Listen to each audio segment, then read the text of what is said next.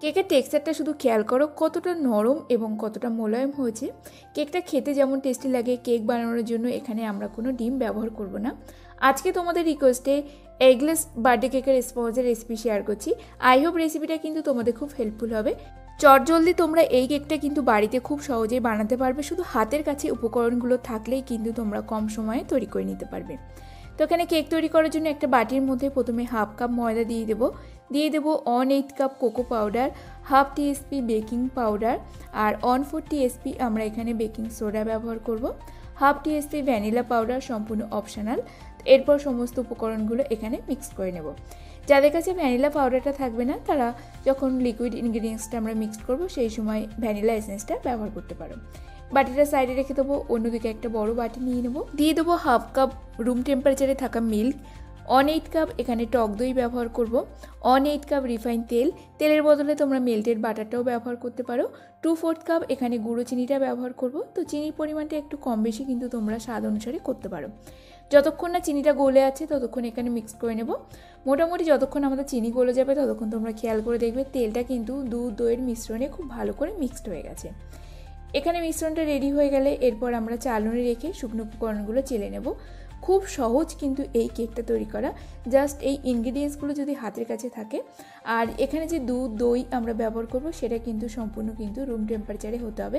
ঠান্ডা জিনিসটা ব্যবহার করলে কিন্তু কেকটা ঠিকঠাকভাবে ফুলবে না। আর এখানে তোমরা চাইলে সামান্য 1 চুটকি লবণ অ্যাড করতে পারো বা এখানে 1 টিএসপি মিল্ক পাউডারটাও কিন্তু অ্যাড করতে পারো। তো আমি মিল্ক পাউডার আর লবণটা এখানে কিন্তু অ্যাড করিনি। এরপর সমস্ত শুকনো উপকরণগুলো এখানে চেলে নিচ্ছি। আজকে আমি তোমাদের কাছে কাপ মেজারমেন্টের সাথে রেসিপিটা শেয়ার করছি। 250 ml যে কাপের মেজারমেন্টের সেট পাওয়া যায় সেই সেটটাই কিন্তু আমি এখানে ব্যবহার করছি। এরপর এর মধ্যে দিয়ে দেবো 1/4 টিএসপি চকলেট এসেন্স। তো এই সময় কিন্তু তোমরা ভ্যানিলা এসেন্সটা অ্যাড করতে পারো 1/4 টিএসপি। যারা ভ্যানিলা পাউডারটা ব্যবহার করবে তারা কিন্তু এসেন্সটা ব্যবহার করার দরকার নেই। এরপর ড্রাই অ্যান্ড লিকুইড ইনগ্রিডিয়েন্টসগুলো হ্যান্ড উইস্কারের সাহায্যে মিক্স করে নেব। আচ্ছা বন্ধুরা, এই কেকের ব্যাটারের টেক্সচারটা কিন্তু একটু রানি কনসিস্টেন্সি হয়, মানে ড্রপ ড্রপ আকারে পড়ে। এই কেকের ব্যাটারটা না এখানে রিবন টেক্সচার হয় না গাঢ় হয়। প্রতিটা কেকের ব্যাটারের টেক্সচার কিন্তু একটু ডিফারেন্স থাকে। তো যেভাবে আমি ইনগ্রিডিয়েন্টসটা তোমাদের কাছে শেয়ার করলাম সেম টু সেম তোমরা এখানে ফলো করবে, তাহলে পারফেক্ট টেক্সচারের কেকের ব্যাটারটা কিন্তু এখানে তৈরি। কেকের ব্যাটার কিন্তু এখানে সম্পূর্ণ তৈরি হয়ে গেছে। এরপর ব্যাটারটা ঢেলে নেব 5 ইঞ্চি কেক টিনের মধ্যে।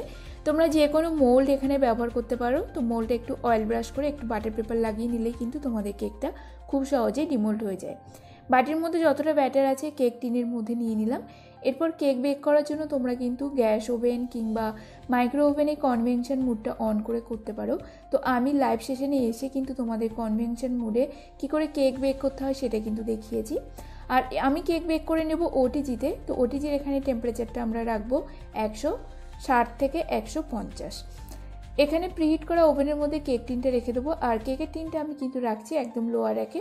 তোমরা চাইলে মিডল র্যাকেও রাখতে পারো। তো কেক আমি সবসময় লোয়ার র্যাকে রেখেই বেক করে থাকি। এতে কেকটা কিন্তু নিচ থেকে খুব সুন্দর হিট পায়, এর ফলে কেকটা খুব সুন্দর রাইজিং হয়। এই কেকটা বেক হতে আমাদের সময় লেগে যাবে 20 থেকে 25 মিনিটের মতো। তো তোমরা এখানে খেয়াল করো 25 মিনিট পর কেকটা কিন্তু খুব সুন্দরভাবে ফুলে উঠেছে। এরপরে চলো কেকটা আমরা চেক করে নেব কতটা পারফেক্ট টেক্সচারে ফুলেছে। আচ্ছা বন্ধুরা, তোমরা এই কেকের ব্যাটারের মধ্যে একটু মেল্টেড বাটার বা এখানে মেল্টেড চকলেটও কিন্তু অ্যাড করতে পারো। এতে এই কেকের টেক্সচারটা কিন্তু একটু সামান্য ব্রাউনি যেরকম খেতে লাগে সেরকম কিন্তু টেক্সচারটা আসবে। তো এখানে আমাদের কেকটা সম্পূর্ণ বেক হয়ে গেছে, টুথপিক সম্পূর্ণ ক্লিন এসছে। কেকটা যতক্ষণে ঠান্ডা হচ্ছে কেক ডেকোরেশন করার জন্য এখানে আদার্স কাজগুলো কিন্তু করে নেব। তো এখানে আমি কিছু আখরোট আর কাজু বাদাম নিয়ে এইভাবে গুঁড়ো করে নেব, বা তোমরা ছুরি দিয়ে কেটে নিতে পারো। মোটামুটি আমাদের এখানে ছোট ছোট টুকরো টুকরো বাদামগুলো হতে হবে। এইভাবে বাদামগুলো গুঁড়ো করে নিয়ে সাইডে রেখে দেবো। অন্যদিকে একটা বাটির মধ্যে নিয়ে নেব চকলেট। তো তোমরা কিন্তু এইভাবে ক্রিম ছাড়া যে কোনো কেকের ডেকোরেশন করতে পারো। বিশেষ করে অনেকেই কিন্তু ক্রিম কেক খেতে পছন্দ করে না। এখানে বাটির মধ্যে আমি নিয়ে নিয়েছি ডার্ক চকলেট। যে কোনো কোম্পানি তোমরা ডার্ক চকলেট ব্যবহার করতে পারো। তো আমি মোরে কোম্পানির ডার্ক চকলেটটা ব্যবহার করছি। এখানে আমি 100 গ্রামের মতো ডার্ক কম্পাউন্ড নিয়েছি। ডার্ক কম্পাউন্ডটা খুব একটা ছোট করে কাটার প্রয়োজন হয় না। এইভাবেই তোমরা মাইক্রো ওভেনে 30 সেকেন্ড করে 1 মিনিটের জন্য মেল্ট করে নিলেই কিন্তু ডার্ক চকলেটটা খুব সহজে মেল্ট হয়ে যায়। তো এখানে চকলেটটা মেল্ট হয়ে গেছে। চকলেটটা এরপর রেখে দেবো সাইডে। অন্যদিকে কেকটাও ঠান্ডা হয়ে গেছে। কেকটা আগে ডিমোল্ড করে নেব, তারপরে আদার্স ডেকোরেশনগুলো শুরু করব।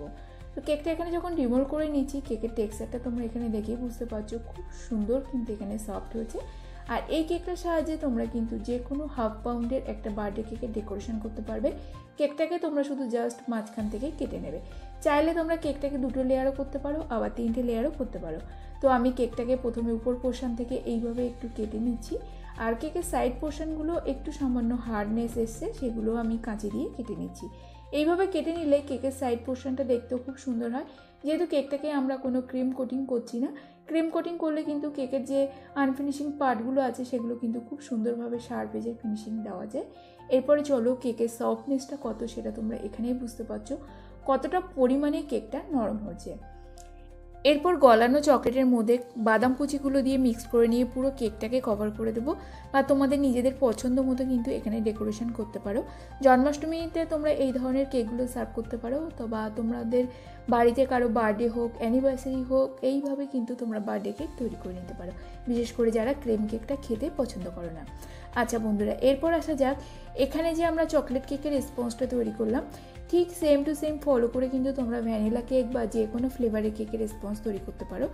শুধু এখানে যেখানে আমরা আলাদা করে 8 কাপ কোকো পাউডারটা ব্যবহার করেছি, সেখানে কিন্তু তোমরা আবার 8 কাপ ময়দা ব্যবহার করবে। তারপরে যে ফ্লেভারে তোমরা কেক তৈরি করবে সেই ফ্লেভারের অ্যারোমা কিংবা এসেন্স এখানে অ্যাড করে দিয়েই কিন্তু তোমরা যে কোনো বার্থডে কেকের স্পঞ্জ কিন্তু এখানে তৈরি করে নিতে পারো। আজকে তোমাদের কাছে যে রেসিপিটা কাপ মেজারমেন্টের সাথে শেয়ার করলাম, অবশ্যই তোমরা বাড়িতে ট্রাই করো। আর যদি কোনো অসুবিধা হয় আমাকে কিন্তু কমেন্ট করে জানিও। একদম কিন্তু পারফেক্ট মেজারমেন্টের সাথে ফুল প্রুফ রেসিপিটা তোমাদের কাছে শেয়ার করেছি। এর মধ্যে কিন্তু কেকটা খুব সুন্দরভাবে ফুলবে, খুব সুন্দর নরম হবে, আর কেকটা খেতেও তেমন টেস্টি হবে।